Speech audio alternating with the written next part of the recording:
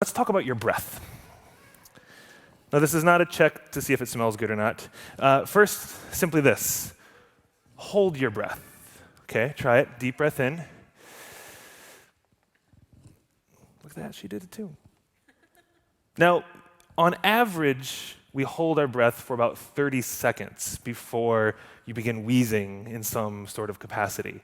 But there are certain people, like a man named Stig Severinsen, yes, his name is Stig, that's awesome, who holds the world record for holding his breath 22 minutes. Yes, I saw the video on YouTube, which means it has to be true. 22 minutes. I don't know about you, but I can go about 20 seconds, I think, and then I'm just desperate for the next one. Breath, oxygen, it's kind of important.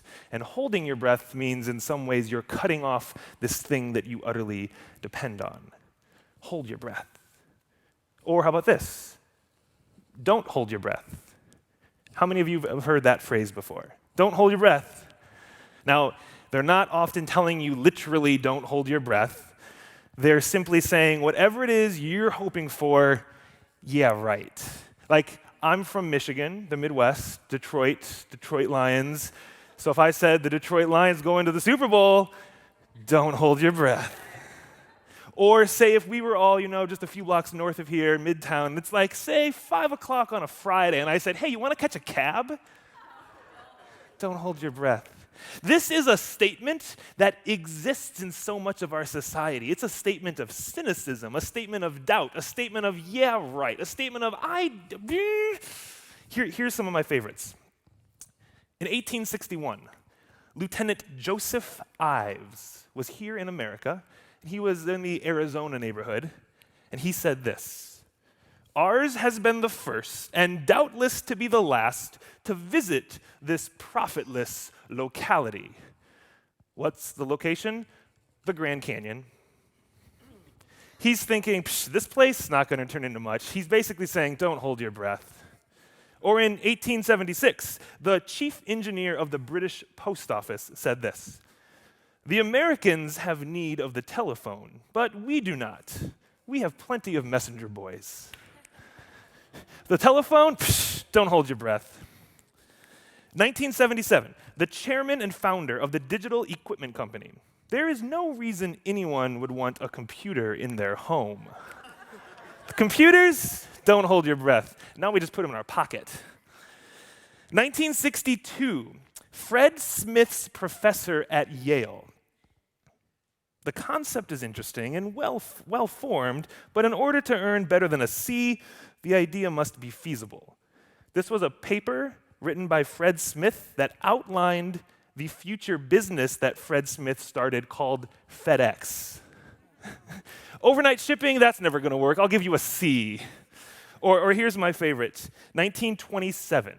So this is just when media communication is changing specifically in Hollywood. And a man named H.M. Warner, who is one of the Warner brothers.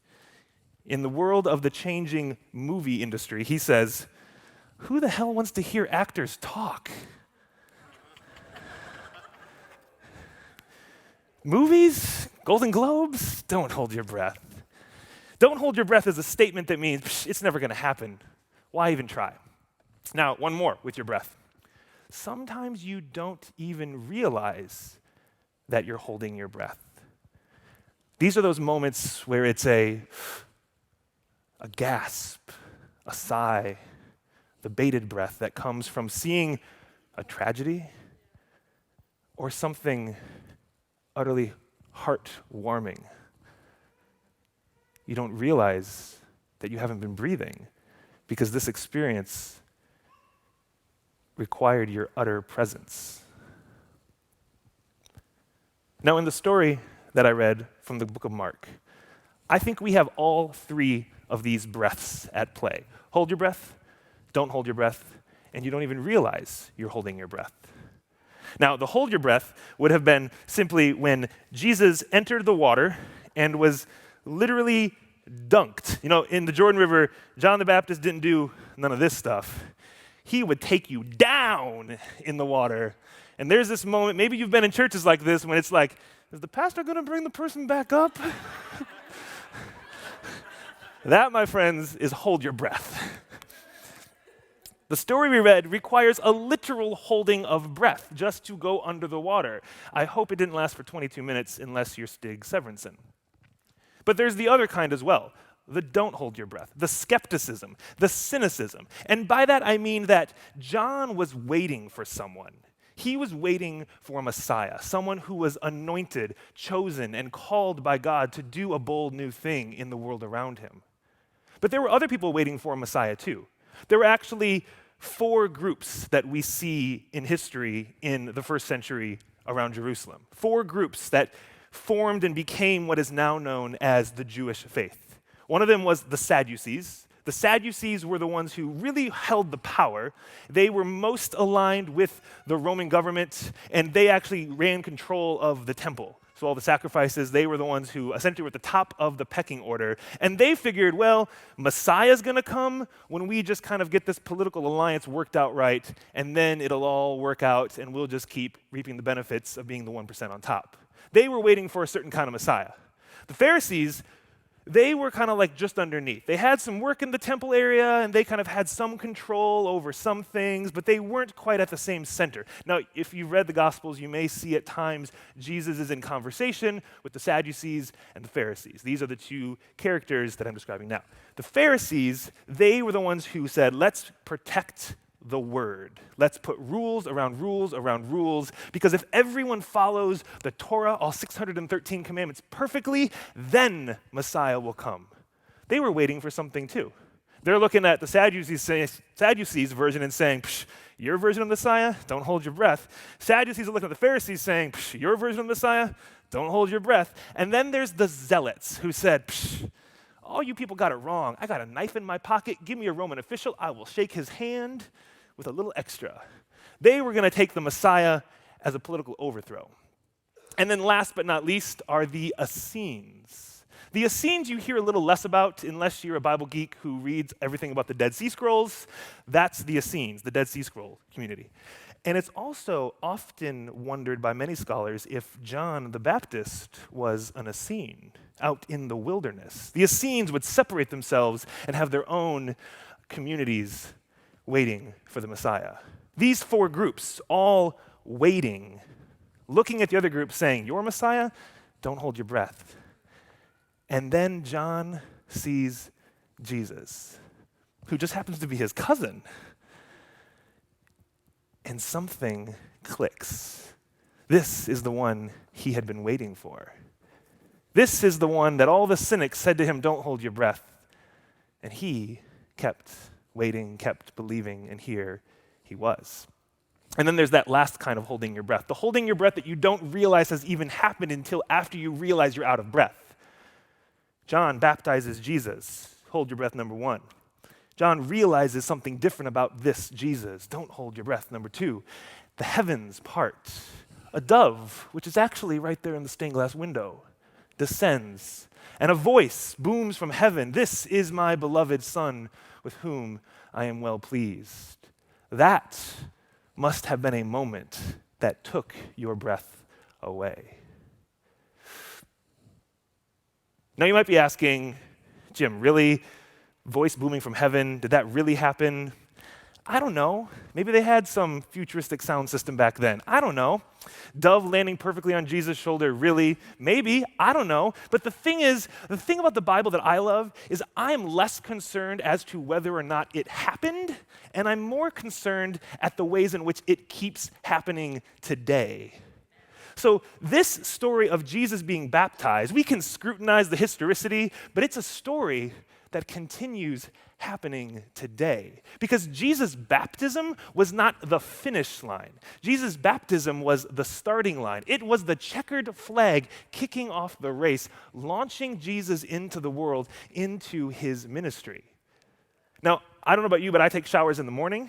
So I think baptism is kind of like taking a shower in the morning. It's how you start your day. It gets you going for everything you have yet to come.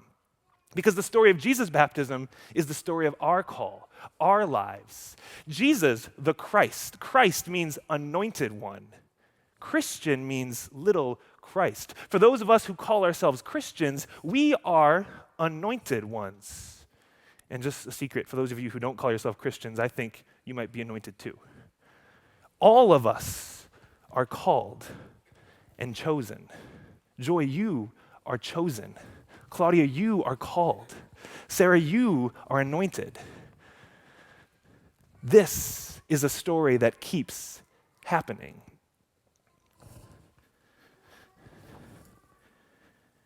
Do you hear the call? Maybe you've been baptized. Any touch of water is a reminder of that call at your baptism. Or if you're like, not for me, or haven't done that yet, God is still calling. The sound reverberates over the waters, and you can hear its echoes. God is saying, will you join me in changing this world? Because let's be honest, there's some things that need to change. Now, we might be people who say, well, let's do something about it. And then, whether it's your inner cynic or the outer cynic, will say, psh, don't hold your breath. Well, guess what? I'm going to hold my breath because I think we can actually do something about it. There's stories that encourage me, like Lassana Bathily, who's a name you may have heard recently in the tragedies happening in Paris this past few days. Lassana Bathily is a Muslim man who works at a kosher grocery store in Paris. And at one of the scenes where this tragedy happened, he ushered people into the freezer to keep them safe. That's someone who heard a call and changed the world around him. Or here at Middle Church, for the month of December, we had a box out in the social hall, a big box that was covered in what looked like child drawings because they were drawings by children. Our children in the morning created these images of things that we were collecting, and then they got their families and others in the community to bring in non-perishable goods and various things that would go to the families of kids who were recovering from cancer. We had a Kids Helping Kids ministry. Our children heard the call, knew they were chosen, and did something about it. Or many of you have been a part of the Butterfly ministry here at Middle. Sunday mornings, early, before I even get here, and I get here pretty early. They're here making sandwiches, preparing hundreds of sack lunches, and then after worship, they head out and they hand them out to anyone who looks like they're just hungry. However they're dressed, we all want a sandwich sometimes. And most recently, you may have noticed that if you perused your bulletin closely, we will be relaunching, I should say, the food pantry here at Middle Church. Because Middle Church is a place that knows there are people who need food, and what can we do to help meet that need? How can we provide even the most basic of needs? So the question is, are we going to do something about this world that wants to change, that needs to change? A world that might cynically look at us and say, don't hold your breath, but we will say, we will hold our breaths, we will dive into the water, because something has to be different. The baptism of Jesus launched him into the world in a whole new way. And may the call of God launch us into this world as well. Now you might think, can we really change the world in a single day? To which I will say, Rome wasn't built in a day, but some of it was.